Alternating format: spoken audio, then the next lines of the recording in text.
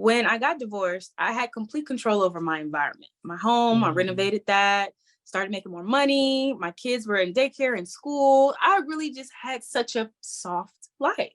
And that soft life allowed me to enjoy my time that I was spending with myself.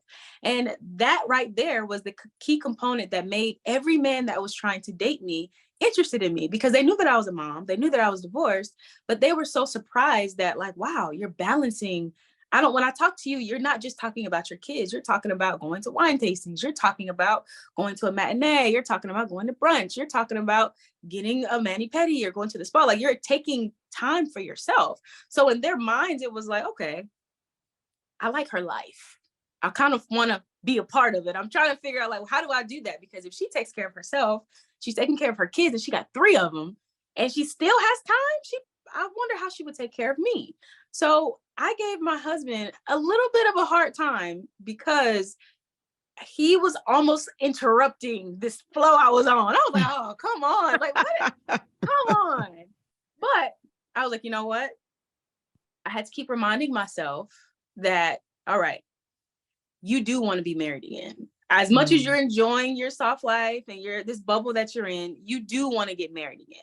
So what do you need to do? What kind of energy do you need to have to truly be someone who is operating as if they're looking for a husband? Now, I didn't think I was going to get married that quick. I did not think that, but I definitely was aware of how I was coming off, because he and I met on Match.com. And a lot of people hate online dating because I think they have a hard time putting their personality on a website. It's more of one of those things where, like, you know how when you're walking past somebody and y'all are looking at each other and you see him looking at you and all that, it's easier to kind of like do that little dance because you're in person. It's harder to do that when you're basically on a platform and you're basically trying to see, like, okay, are you really who you say you are? So I made sure, for one, when I did talk to the men that would be in my inbox, I made sure to give them conversation of someone who actually was looking to date.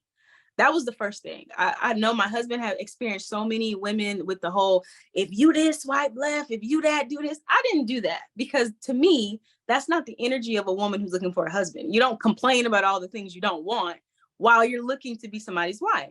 Instead, I gave some brief descriptions. I uploaded, he said it was 21 photos of myself. And I was like, well, I wanted you to catch me at every angle so you knew I was real.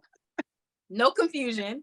But I made sure to have great conversation to truly get to know who he was, not just waiting for him to send me a message all the time first, or waiting for him to call me first, even though he did that anyway. But I presented a situation to where he felt comfortable, like he wasn't bothering me, but I was actually interested in him. And then when we started to date, he would tell me all the time that, like, I was the only woman that truly was trying to learn him.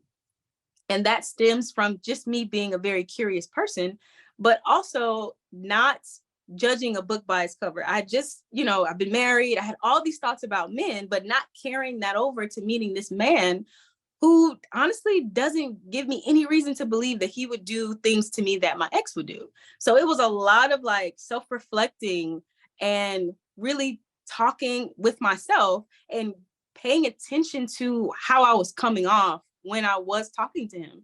And that was how he noticed, like, oh, you're very, you're patient. I was never called patient before. My ex-husband will not tell you that I was patient. Mine wasn't either. Yeah. But Mine wasn't either. I learned because I'm a very logical person. I like to plan my future. I like to plan my life, hence me buying a house at 21. But I learned to be in the moment and not jump so far ahead, not think every guy that I'm going to meet is my husband, but basking in the moment and just embracing the conversation and being able to not just wait for him to ask me a lot of questions, but ask them back, truly get to know who this person is that I'm talking to.